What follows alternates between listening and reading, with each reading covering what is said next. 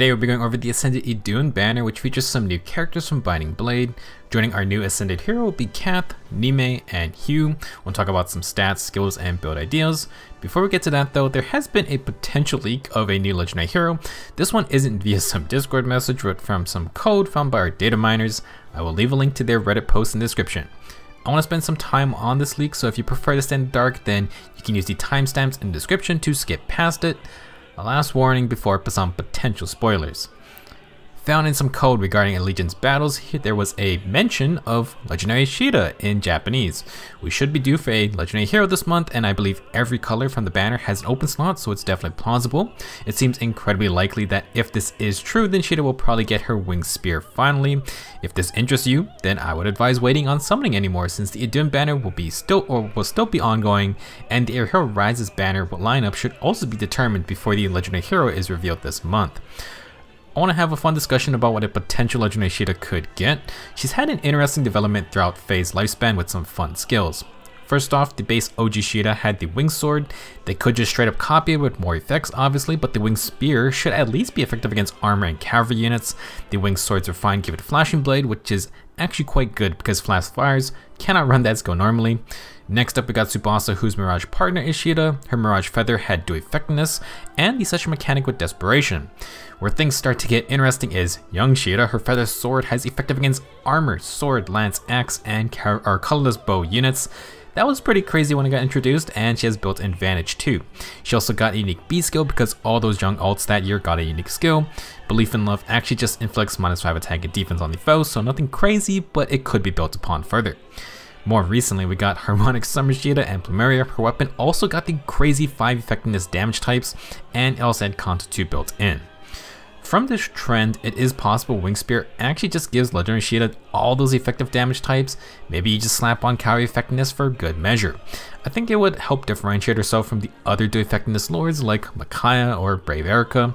Assuming Shida gets a unique skill, a B skill would be pretty good, but I could also see her coming with more sources of Flow Guard or Flow Refresh. From her past skill effects, I wouldn't mind seeing Flashing Blade or just cooldown reduction in general, like on Legendary Erica. Kanto is also another hot commodity, so that wouldn't surprise me either. Either way, if Legendary Shida is actually a thing, expect effective damage at the very least. Maybe she'll be similar to Legendary Marth with a lot of stat stacking. Maybe she gets Dragon effectiveness, who knows. We've seen other Legendary alts of close characters have similar traits, like Legendary Alm and Celica share very similar weapons. The Legendary Twins now have become Kanto cows, and Legendary Lucina and Chrom have their movement assist skills. I think we'll leave this discussion for now. Let's continue with the banner breakdown. For our 4-star focus unit, we have Cath. You can get her at 4-star or 5-star rarity, and she'll be demoted into the 3 to 4-star pool after the banner is over. We just got our first color demoted dagger unit from Comb, so here's another fun pickup you may start to see while summoning. For stats, Cath is very impressive with 41 HP, 36 attack, 43 speed, 27 defense, and 30 res. Attack and speed super boon is the cherry on top, and in general, these are great base stats for a demoted dagger unit. Comb had some good stats, but Cath is even faster than him and trades some res and HP for more speed and defense. 36 base attack isn't crazy, but that's decent enough for such a fast unit. Cath's defensive spread is also enough to take a hit or two and provides a flexible template for builds. She is only our 3rd green infantry dagger unit, so if that's a role you're looking for, she's a great pick. For old skills, we got some more reposition, my favorite skill. Cath then brings attack and res bond 3 into the low rarity pool, and she has speed and res link 3. Attack and res bond 3 is great if you want to fodder heir who just got attack and res unity. Unfortunately, you're gonna have to spend 20,000 feathers for it. For an inheritable weapon, Cath has the Armor Pin Dagger Plus, which sure looks more like a mace. This 12-mite dagger is effective against army units and has built-in Hardy Bearing, which means it disables the users and the foe skills that change attack priority. That refers to Desperation and Vantage mainly. So Armor Pin Dagger is not new. It is the same as Dance Ryoma's Sky Mayoki Plus. He's not an easy unit to get, so it's nice to have another source for the weapon. In general, armor effectiveness is great, but the question has always been, can my attacker survive the inevitable distant counter retaliation? Army units are so tanky that a one-shot with the extra attack multiplier is not guaranteed, and killing them has only gotten harder with save skills reinforcing pure enemy phase builds. In most scenarios, Hardy Bearing hurts the user more than anything. Army units don't exactly have room to run Vantage, and using Vantage against an armored unit ain't exactly a common scenario. It could work against other units though. With that said, if you want a dagger with bonus arm sling power who may be able to run lethality, then Armor Pin is a decent option. Most arm units aren't going to run Saval and Shield, That would be a shame, wouldn't it? In terms of builds, we recently just had 2 fast dagger units with inherited weapons in Rennek and Comb. For comparison, Cath is even faster than Rennek, who is the 5-star only unit, so yeah. 43 base speed plus super boon is fantastic.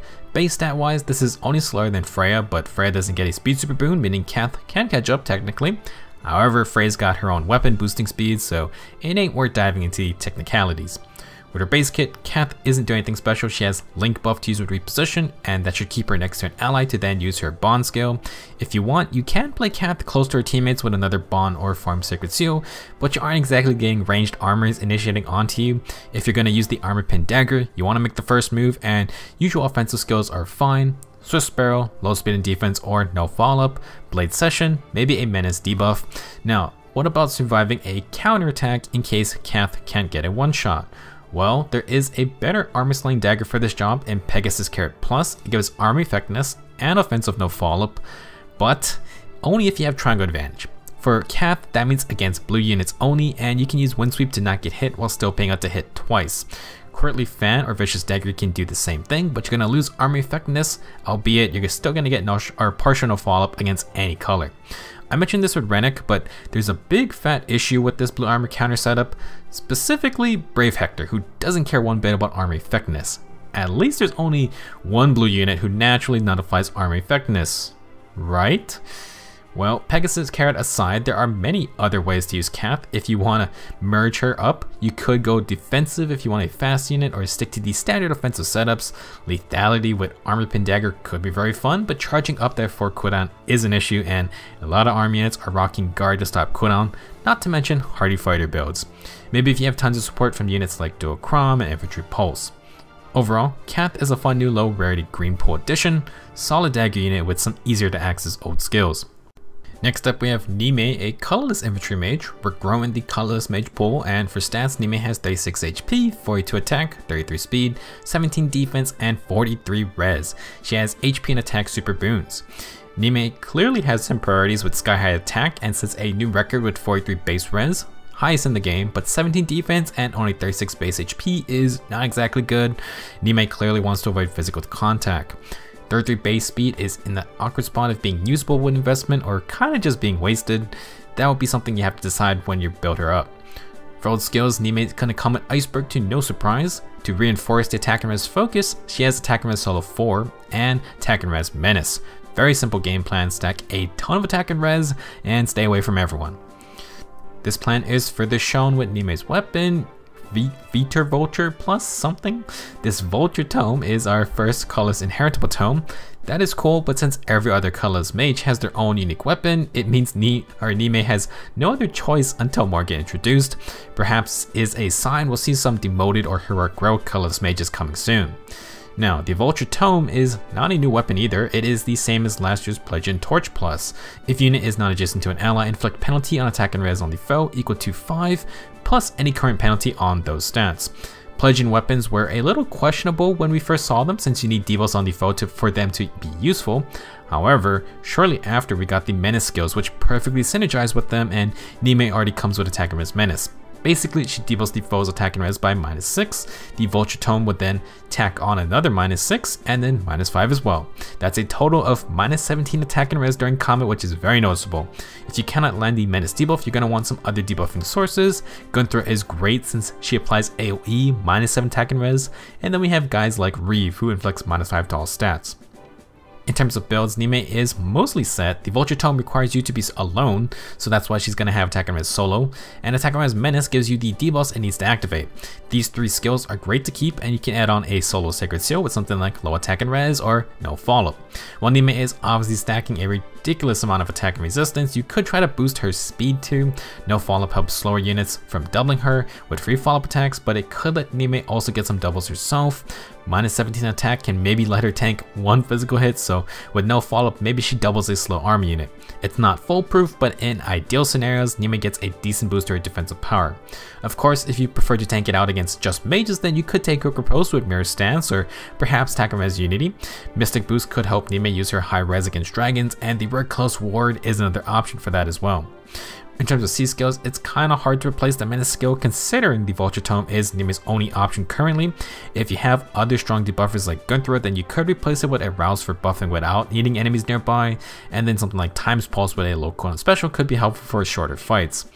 Currently, Niime is pigeonholed into a certain playstyle.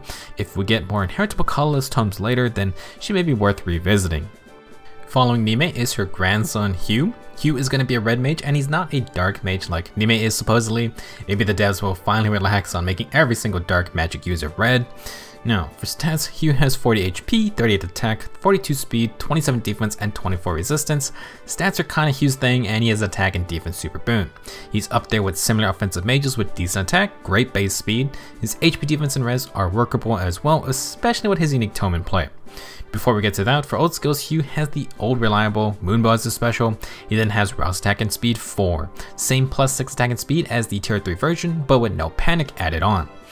Hugh will definitely want to not panic under pressure with his self-spell tome. This 14-mite tome grants a flat +3 speed, bringing him up to a solid 45 speed total. At start of combat, if Hugh has more than 25% HP, he gains bonus attack, speed, defense, and res during combat based on the number of dragon flowers you've given to him. If you give Hugh 5 or more dragon flowers, he's going to get +7 to all stats. This decreases until he has 2 or less dragon flowers, in which he gets +4 to all stats.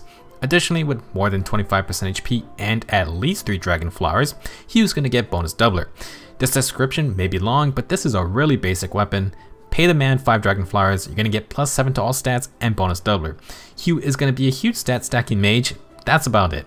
No other fancy effects outside of bonus doubler. To add more stats to his kit, he's going to have speed and defense ideal 4. If unit has full health or a bonus active, they get +7 speed and defense during combat. If you meet both of those conditions, you'll get an extra +2 for a total of +9 speed and defense. Ideal 4 A skills are for infantry and arm units. They are stat boosters that work on either phase with no positioning requirements. However, the full HP clause makes them a bit wonky for prolonged fights.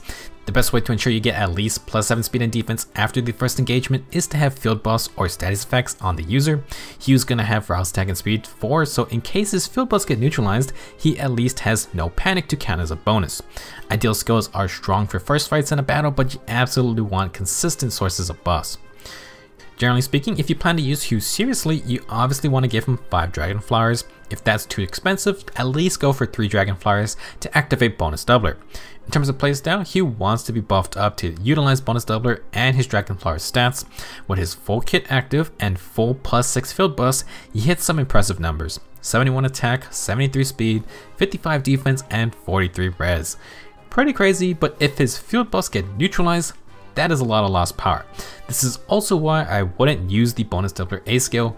Bonus doubler does not scale like when you stack unity effects, and if you lose those field buffs, now you got 2 useless effects.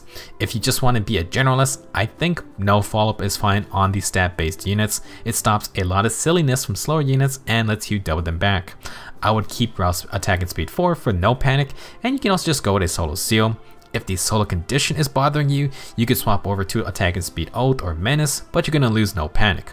If you want to give Hugh some more abilities to utilize, then lulls are great, and flashing blade or special spiral can be used for cooldown reduction. If you don't have no panic, then you could run a unity A skill to at least partially reduce panic's effects, but bonus doubler is still gone by then. Speaking of bonus doubler, if you want a C skill like Time's Pulse, then give Hugh a dedicated buffer like Faye with her Refine. At the very least, try to give him defense in his field buff so he can get some decent bulkiness.